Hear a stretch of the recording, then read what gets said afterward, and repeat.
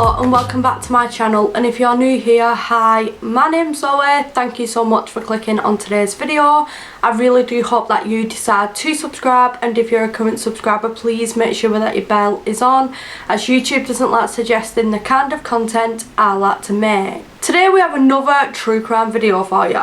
Recently, I have been on the ball with my schedule. I am managing to post one true crime video during the week and a storytime video on a Saturday, and I'm really proud of myself for keeping that schedule up over the past couple of weeks. Today's video is a crazy case. It's a long case, so I would grab some tea, grab a snack, and let's sit down and talk about the infamous and creepy killer Daniel Laplante. Daniel Laplante was born on the 16th of May 1970. There isn't a lot of information about his childhood and upbringing, but from what we do know, he grew up in Townsend, Massachusetts with his mother and stepfather. From what we know, his childhood was very traumatic. He was abused by the adults in his life, including his father. This in turn affected his overall behaviour when he was younger. He had many run-ins with the law, but the details of the crimes are sealed as he was a minor.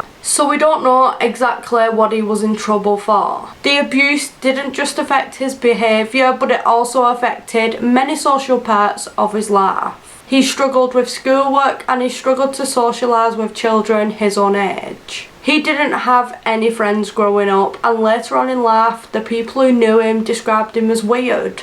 He just gave them really creepy vibes. His behaviour and his personal hygiene got so bad that his school decided to refer him to a psychiatrist. This is when he got the diagnosis of hyperactivity disorder. The diagnosis did not help Daniel at all. If anything, it made him feel even worse. He already felt like he stuck out like a sore thumb. He knew exactly what his peers thought of him, and it just made him resent himself even more. Once Daniel had been seeing his psychiatrist on a regular basis for a while, some issues started to arise. Not only was he being physically and mentally abused at home, he was now being sexually abused by his father and his psychiatrist. He was now being abused by a medical professional in a medical setting. Daniel really felt like every single man he trusted would do this to him, and overall it really sent Daniel into a bigger and deeper spiral. As a teenager, he was getting more criminally active, mostly small robberies, but he considered himself quite the thief. He would spend most of his free time breaking into other people's houses in the Townsend area. He did get better at burglary over time, and he grew as a thief, and he knew exactly what he was doing. At first he would steal just small household items, but then he started to move people's items to really taunt with the homeowners. So he wouldn't actually take anything from these homes.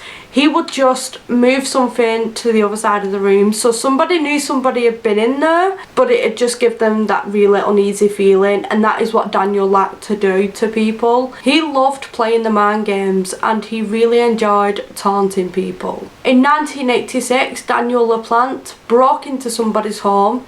He didn't steal anything apart from a telephone number. The family consisted of father Brian Andrews and his two teenage daughters, Annie and Jessica Andrews. The girls were a similar age to Daniel. Daniel used the phone number that he stole to talk to the two young girls. He was talking to the sisters separately, and neither sister knew that they were talking to the same person. He was talking to both the girls, and the story that he gave them was that a mutual friend gave Daniel the number so he could call them, and the sisters were none the wiser that they were speaking to the same teenage boy. Annie had got particularly close to Daniel after talking on the phone for a couple of weeks, and they arranged to go on a date. Annie was excited. She could not wait to see the athletic, handsome, tanned teenager that she had been talking to. Daniel turned up to the family home to take Annie out, and this is when she realised that Daniel was not who he said he was. In fact, he was skinny, unkempt, and had long straggly hair. He was not the hunk that he had described to Annie. It was in this moment that the two sisters realised that they were talking to the same boy, and Daniel had been leading them both on. Despite all this, Annie decided to give Daniel a chance and still went on the date with him. They spent around an hour with each other before Annie made her excuses and she decided to leave. During the day, Annie revealed to Daniel that her mother wasn't around because she had sadly passed away from cancer when the girls were younger. Daniel was asking questions about their mother's death. Annie later said he seemed very interested in their mother's death rather than the date. This understandably creeped her out. She decided that she didn't want to talk over the telephone with him or go on any more dates. He made her feel weird and she was not comfortable. But they would meet again, but under the most creepiest circumstances. Annie and Jessica missed their mother dearly and they would often think about her spirit being with them. One night they decided to perform a seance in the basement in hopes of contacting their mother. Later in the evening, both girls witnessed knocking on the walls when they were trying to sleep. The girls were amazed. They had believed their seance had worked and thought they had made contact with the other side. They both started coming up with questions and asking the spirit questions, and the spirit would knock on the walls and respond. This went on for days and the knocking got so bad that the girls just couldn't sleep. It got so extreme that one day after school, a piece of furniture had moved from one side of the room to the other. Annie and Jessica no longer believed that the spirit was their mother and they were worried that they had let in a bad entity, so they thought it was best to tell their dad Brian exactly what was happening. Their father did not believe them. He thought maybe they're just trying to get at each other, or even worse, they may have not got over their mother's death, so he just shrugged it off and put it down to that. In January 1987, the two girls were home alone when again they heard tapping and knocking. But this time it wasn't coming from the walls.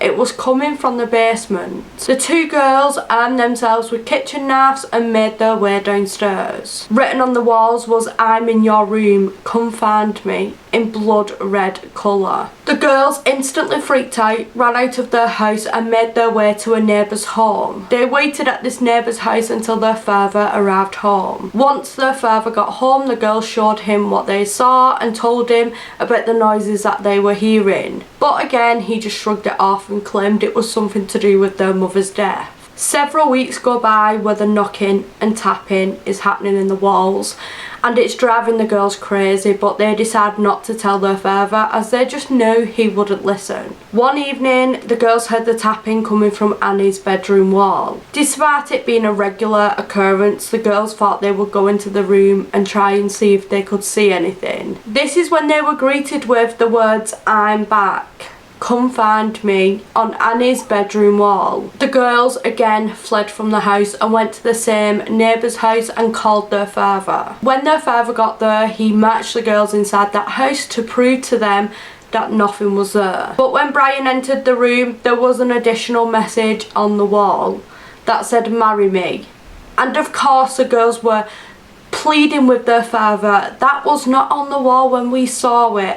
Even the neighbours had said, "Nope, that was not on the bedroom wall when the girls came over to us." So it was clear somebody had been into that room and added the additional message. Brian turned around to leave the room and this is when he spotted a young boy. The young boy was wearing his deceased wife's dress, also her makeup and a blonde wig. The young boy was also holding a hatchet in his hand. The boy was Daniel Laplante. Brian jumped for Daniel and there was a massive struggle, but somehow Daniel managed to escape and disappear. Brian was in total shock, not only about what had just happened, but about the fact that Daniel managed to get away and disappear so easily. He rang the police and the police were dispatched immediately. Police started an investigation to try and work out how Daniel got into the home. And this is when they found a crawl space behind the wardrobe in Annie's bedroom. When police went inside the crawl space, they found Daniel Laplante. This is why he had gotten away from Brian so quickly. Investigators discovered that Daniel Laplante had been living in the walls of the Andrew family home for some time. He had even dug tunnels to different areas of the house. It was clear that Daniel was stalking and quite obsessed with Annie. He had created peepholes in certain areas so he could keep a close eye on Annie. Of course, it was Daniel pretending to be the mother spirit to taunt the young girls. He was going to reveal himself as a mother spirit whilst dressed in her clothing, but instead he was greeted by their father Brian. Given that Daniel also had a weapon means that they had a lucky escape, especially with what he would go on to do in the future. Daniel Laplante did serve a small amount of time in jail before being released in late 1987. Once Daniel was released, he went back to his usual lifestyle of robbing people and causing petty crimes. Despite everything that had happened, nothing changed in Daniel's mind. He managed to steal small things like cash or items that had a smaller value. But in one of his robberies, he did manage to steal 2 handguns.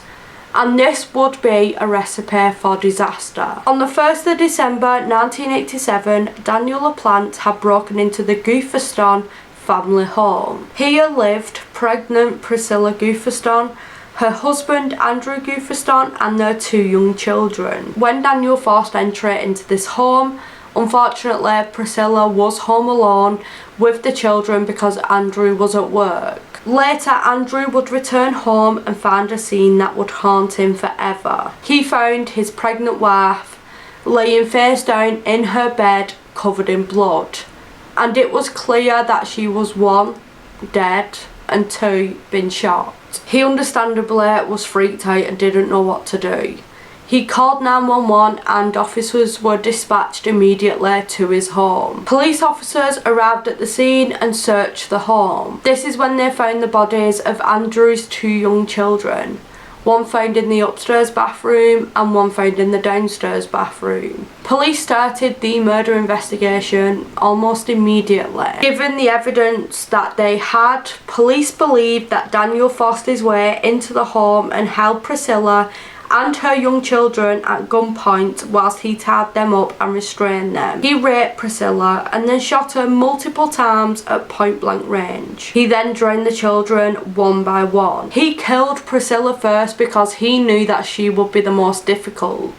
She would stand up and protect her children with her life. She would have died protecting her children, or at least trying to protect her children, and that is why he killed her first. Investigators started searching for the killer, and they had high intuition that Daniel Laplante was involved with this case, but by the time they started to look for him, he was gone. A massive manhunt for Daniel Laplante was launched, and the police warned the public that he is very dangerous and most likely armed, so to stay away, just call 911 and report the sighting. During this time, Daniel tried to force his way into a woman's car and attempted to kidnap her. There was a struggle and luckily the lady managed to escape, and Daniel fled from the scene and hid in a dumpster.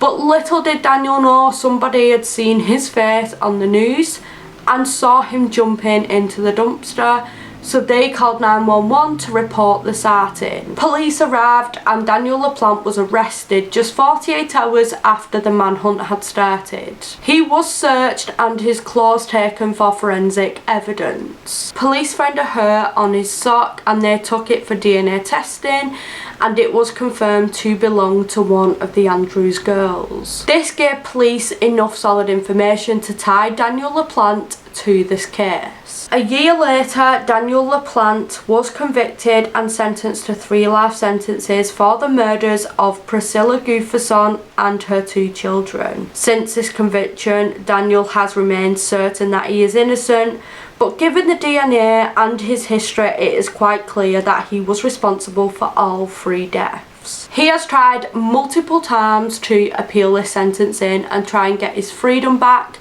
but luckily each time he has been denied. I truly think that this man is where he belongs, and I really hope that he serves the full sentence. I can't imagine how vulnerable and invaded the Andrews family felt at this time.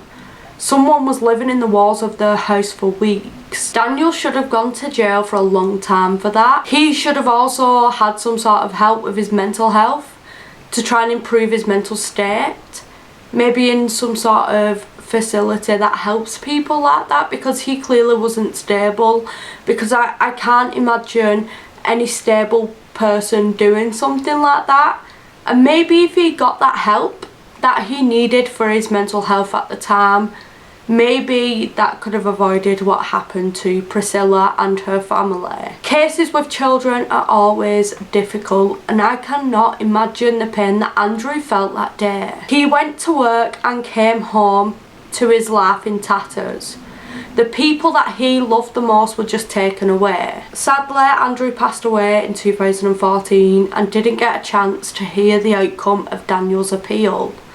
But one of the last things he said was, "Don't let him out, let him rot in prison." I truly hope that Andrew Gustafson is now at peace and now back with his family. I can't imagine what he went through that day. My heart would never be able to imagine something like that. I couldn't imagine coming home and not having my children. This case is such a horrible case. There is a lot in the backstory, I get that, and it's probably been a bit hard to stick around. And again, we don't know very much about Priscilla's case because it was a very open and shut case. There was not a lot of details released. There was not a lot of information out there like there is with a lot of unsolved true crime videos, because the case is open for a length of time.